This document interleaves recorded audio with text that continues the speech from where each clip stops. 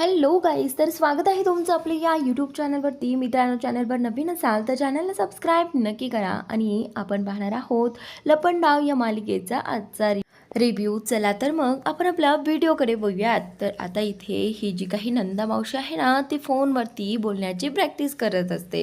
खरं तर तिला आता इथे 2 लाख रुपये हवे असतात.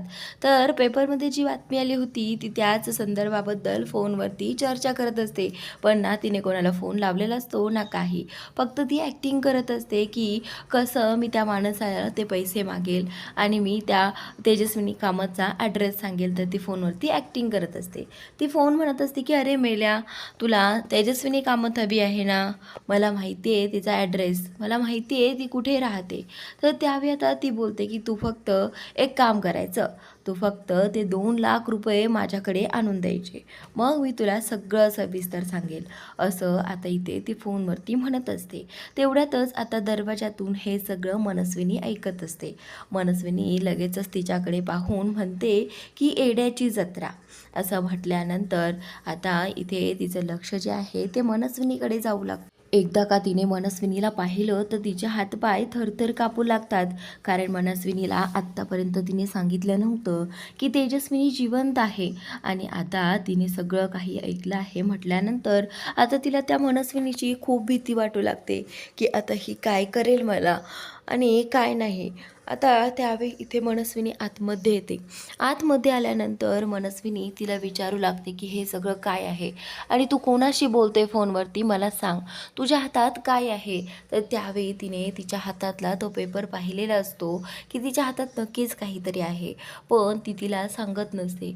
तर त्यावेळी आता इथे ही जी नंदा मावशी आहे ना, ती लगेचच तो पेपर जो आहे तो पाण्याच्या मगमध्ये बुडवते, जेणेकरून या मनस्विनीला त्या पेपरमध्ये काय आहे ते वाचताच येणार नाही. तर त्यावेळी आता इथे ही मनस्विनी जी आहे ते पेपर काढण्याचा प्रयत्न करते, पण तोपर्यंत तो पेपर जो आहे तो भिजलेला असतो आणि त्यामध्ये तिला वाचण्यासारखं असं काहीही राहिलेलं नाही आहे. तर त्यावेळी आता लगेचच तो पेपर काढल्यानंतर ती त्या नंदा मावशीच्या एक सणकन थोबाडत मारते. आता नंदा मावशी जी आहे ती गालावर हात ठेवून तशीच उभी राहिलेली असते. आणि आता इथे मनस्विनी म्हणत असते की माझ्यासमोर तू शहाणपणा करते आहेस, तुला मला सांगायला हवं की तेजस्विनी कुठे आहे.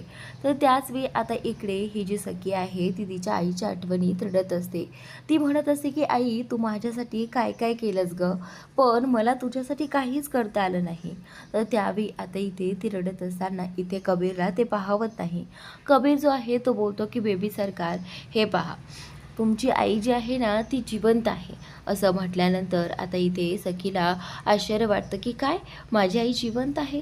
तर कबीर पुढे म्हणतो की बेबी सरकार, तुमची आई जी आहे ती आपल्या आठवणीत जिवंत आहे, त्यामुळे तुम्ही असं म्हणू नका की तुम्ही आणि तुमची आई तुमचे एकमेकांपासून दूर आहात.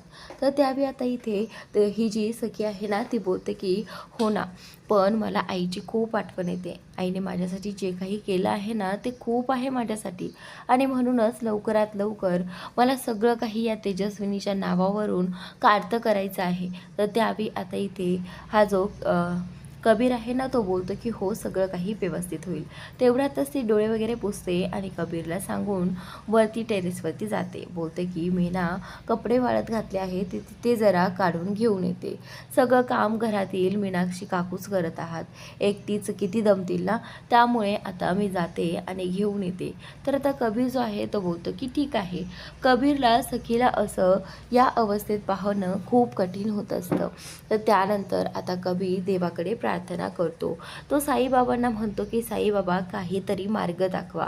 तर आता इथे त्याने हात जोडून साईबाबांकडे विनंती केलेली आहे, तेही अगदी कळकळीने, कारण त्याला अशी सखीची अवस्था पाहवत नव्हती. लवकरात लवकर तेजस्विनी कामतबद्दल त्याला माहिती काढायची असते की त्या कुठे आहेत, त्या खरंच जिवंत आहेत का, हेही कबीरला पाहायचं असतं. तर त्याच नंतर आता इकडे या टेबलवरती काही फोटोज वगैरे ठेवलेले असतात आणि आता वारं आल्यानंतर ते फोटो वगैरे सगळं काही उडतो. आणि तेवढ्यातच कबीरने पाहिलं आहे की हे फोटो तर सखीच्या आईचे आहेत. तर त्यावेळी आता तो एक एक फोटो करून पाहू लागतो आणि त्या फोटोमध्ये त्याला असा काही फोटो मिळतो ज्या फोटोमध्ये तेजस्विनीच्या हातात अंगठी असते आणि आता कुठेतरी कबीरची नजर त्या अंगठीवरती पडलेली आहे. तर आता तो पाहत असतो की ती अंगठी कोणती आहे. तर कुठेतरी त्याला जाणवतं की ही अंगठी त्याने पाहिली आहे. तर त्याला आठवतं की हो, त्याने ही अंगठी सोनाराच्या दुकानात पाहिलेली आहे. तर त्याच वेळी त्याला आठवतं की त्या सोनाराने एका बाईकडून ही अंगठी घेतली होती. पण त्याआधी त्या बाईसोबत किती मचमच त्या सोनाराने केली होती.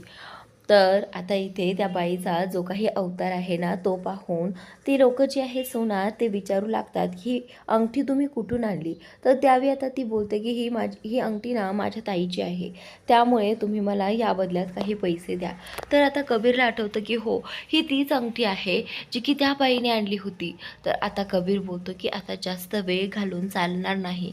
आता मला सोनाराकडे जावंच लागणार आहे. मला साईबाबांनी खूप मोठा संकेत दिला आहे. खरंच थँक्यू बाबा. आज तुमच्यामुळेच मला हा संकेत मिळाला आहे. तर त्यावेळी आता इथे तो साईबाबांचे आभार मानतो आणि आता इकडे कबीरला काहीही करून आता त्या सोनाराच्या दुकानात जायचं असतं.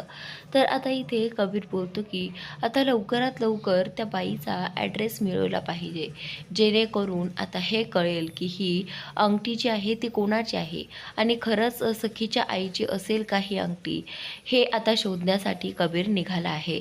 तर त्याच वेळी कबीर जेव्हा चालला होता रूमच्या बाहेर, त्यावेळी इथे सखीला धक्का लागला होता. पण कबीरचं अजिबात लक्ष सखीकडे नव्हतं. कबीरचं लक्ष फक्त त्याच्या हातातल्या वस्तूकडे होतं. पण सखीने पाहिलं नसतं की त्याच्या हातात नक्की काय होतं. तर त्यावेळी आता इथे सखी जी आहे ती मनातच विचार करू लागते की हा कबीर एवढा धावत पळत आणि एवढ्या गडबडीत कुठे गेला आहे, हा विचार आता ती करत असते. तर त्यानंतर इकडे ही मनस्विनी तर नंदा मावशीचा गळाच पकडलेला आहे. तिला फक्त एक हवं असतं की तेजस्विनी कामतचा ॲड्रेस तिला हवा असतो. फक्त या गोष्टीसाठी तिने या नंदा मावशीचा गळा पकडलेला आहे, कारण नंदा मावशीने आत्तापर्यंत तिच्यासोबत सगळं काही खोटं बोललेलं होतं. तर आता मनस्विनी तिला विचारत असते की सांग ती तेजस्विनी कुठे आहे ती. तर आता कुठेतरी ह्या नंदा मावशीचं तोंड उघडतं आणि ती बोलायला लागते. नंदा मावशी जी आहे ती बोलते की मी त्या व्हिडिओनंतर मला कळलं होतं की ही तेजस्विनी जिवंत आहे आणि त्याच वेळी आता इथे तिने तेजस्विनीचा शोध घेण्याचा प्रयत्न केला होता. तर आता शोध घेत घेत ती तेजस्विनीपर्यंत पोहोचली होती. तर त्यानंतर आता इकडे जेव्हा ती तेजस्विनीच्या घरी पोहोचली, जिथे तेजस्विनी राहते, त्यावेळी आता इथे तेजस्विनीने तिला विचारलं की तू इथे, तुला कसं कळालं की मी इथे आहे ती. तर त्यावेळी आता इथे ती बोलू लागते की एड्याची जत्रा मेली, म्हणजे मला हे कळणार नाही का तू जिवंत आहे ते. मला त्याच वेळी कळालं होतं की तू जिवंत आहेस, म्हणूनच मी तुझा शोध घेत घेत इथपर्यंत आले आहे.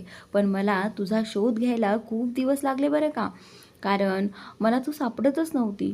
मी खूप प्रयत्न केले, पण नंतर माझ्या लक्षात आलं की मी अशा ठिकाणी पाहायला पाहिजे ज्या ठिकाणी एवढ्या वरतून पडल्यानंतर तुला इजा होऊ शकते आणि तू काहीतरी आयुर्वेदिक औषध तर नेऊ शकते ना तुला लावण्यासाठी. म्हणूनच मी अशा ठिकाणी शोध घ्यायला सुरुवात केली ज्या ठिकाणी आयुर्वेदिक औषध वगैरे सगळं काही मिळतं आणि कोण आहे असं जे खूप दिवसांपासून ते औषध नेतं. तर त्यावेळी मी खूप प्रयत्न केल्यानंतर मला कळालं की एक बाई हे औषध नेत आहे आणि त्याच बाईचा पाठलाग करत मी इथपर्यंत आले आहे, असं ही नंदा मावशी या तेजस्विनीला सांगू लागते. तर आता तेजस्विनीने तिच्यासमोर हात जोडले आहे. तेजस्विनी तिच्या आईला म्हणत असते की आई हे बघ, मी तुझी मुलगी आहे ना, हे बघ मी काहीही करणार नाही, मी कुणाचीही वाटेत अडवी येणार नाही. पण हे बघ फक्त ही गोष्ट, मी जिवंत आहे ही गोष्ट फक्त कोणाला सांगू नकोस, कोणालाही कळू देऊ नकोस आणि मनस्विनीला तर अजिबातच नाही. तर आता इथे ही जी आई आहे ना ती बोलते की अरे हां, मी का सांगेल, मी कोणालाही सांगणार नाही, पण त्या बदल्यात मला तुला एक गोष्ट द्यावी लागेल, चालेल का तुला. तर त्यावेळी आता इथे ही जी तेजस्विनी आहे ती बोलू लागते की काय म्हणजे तू काय म्हणते आहेस, तुला काय पाहिजे आहे, माझ्याकडे असं काहीच उरलेलं नाही आहे. तर त्यावेळी आता इथे ही जी नंदा नंदा मावशी आहे ती तिला सांगू लागते की तुझी मुलगी सखी तिने त्या वेडीने ते तुझे सगळी प्रॉपर्टी त्या मनस्विनीच्या नावावर केली आहे आणि मला हेच नको आहे. त्या मनस्विनीच्या नावावर मला काहीच नको आहे. मला फक्त सगळं काही माझ्या नावावर हवं आहे. समजलं तुला? तर त्यावेळी आता इथे ही जी तेजस्विनी आहे ती बोलते की म्हणजे आई तुला काय म्हणायचं आहे? ही सगळी प्रॉपर्टी तुला हवी आहे. पण मी या सगळ्यात काय करणार? कारण ती सगळी प्रॉपर्टी तर सरकारच्या नावी आहे. तर त्यावेळी आता इथे ही जी नंदा मावशी आहे ती बोलते की असेल ग तिच्या नावी, पण त्या वेड्या मुलीने ते सगळे प्रॉपर्टीचे पेपर्स हरवले आहेत. तिच्याकडनं सगळे प्रॉपर्टीचे पेपर्स कुठेतरी पडले आहेत आणि एवढी निर्लज्ज मुलगी आहे ती. तर असं मला आता एक काम करायचं आहे, मी नवीन प्रॉपर्टीचे पेपर्स बनवणार आहे आणि त्या प्रॉपर्टीच्या पेपर्सवरती मला तुझी सही हवी आहे. समजलं तुला? तर त्यावेळी आता इथे तेजस्विनी जी आहे ती तिच्या आईला म्हणू लागते की आई हे बघ, माझा हात बघ एकदा, माझ्या हाताला जखम झाली आहे आणि ती नीट होण्यासाठी मला काही वेळ लागेल, नाहीतर माझी सही जी आहे ती व्यवस्थित येणार नाही आणि तुझ्या कामात अडथळा येईल. तर त्यावेळी आता आई बोलते की ठीक आहे, तू घे थोडा वेळ, पण त्यासाठी मी थोडा वेळ थांबेल, पण मला ती सही लवकरात लवकर हवी आहे. तर आता इथे ती बोलू लागते की ठीक आहे. तर त्याचनंतर आता इकडे ही जी सरकार आहे तिने या नंदा मावशीचा गळा पकडलेला आहे आणि ती नंदा मावशीला म्हणत असते की तुला एवढं सगळं माहिती असूनसुद्धा तू माझ्यापासून हे सगळं लपवण्याचा प्रयत्न केलास, नीच कुठलीस. तर आता इथे तिला या नंदा मावशीचं जे काही वागणं आणि सगळं काही तिला अजिबात आवडलेलं नसतं. तिला आत्तापर्यंत वाटत होतं की नंदा मावशी तिच्यापासनं तेजस्विनीबद्दलची कुठलीही बातमी लपवणार नाही. पण आता या नंदा मावशीने खूप मोठं सत्य तिच्यापासून लपवून ठेवलं होतं आणि जे की तिच्या आयुष्यात अडथळा बनून येणार होतं. म्हणूनच आता या सरकारने ठरवलं आहे की आता लवकरात लवकर त्या तेजस्विनीचा जो काही ॲड्रेस आहे तो मिळवायचा आणि पुन्हा एकदा तिला संपवून टाकायचं, जेणेकरून तिच्या वाटेतला अडथळा कायमचा दूर होईल. पण या नंदा मावशी जी आहे ती या मनस्विनीला सांगायलाच तयार नसते. म्हणूनच आता या मनस्विनीने तिच्या डोक्यावरती ती बंदूक ठेवलेली आहे आणि तिच्याकडनं विचारण्याचा प्रयत्न करत असते, काढून घेण्याचा प्रयत्न करत असते की ती तेजस्विनी कामत कुठे आहे, ती कुठे राहते, एकदा सांग मला. तर त्यावेळी आता नंदा मावशीला आठवतं की तेजस्विनीने तिच्यासमोर हात जोडले होते की तिच्याबद्दल कोणालाही काही कळू द्यायचं नाही आणि तरच ती त्या पेपर्सवरती सही करणार होती. पण जर हिला कळालं तर ती तेजस्विनीला जिवंत सोडणार नाही. त्यामुळे आता नंदा मावशीने ठरवलं आहे की नाही, मी आता या मनस्विनीला काहीही सांगणार नाही. तर आता इकडे हा कबीर जो आहे तो अंगठीचा शोध घेण्यासाठी या ज्वेलर्सकडे आलेला असतो, जे की त्या ज्वेलर्सवाल्याकडे एका बाईने ती अंगठी विकण्यासाठी आलेली असते. तर त्यावेळी तिथे आल्यानंतर तो चौकशी करू लागतो की तुमच्याकडे एक बाई आली होती पहा आणि त्या बाईसोबत तुमचा वाद देखील झाला होता, आठवतोय का तुम्हाला?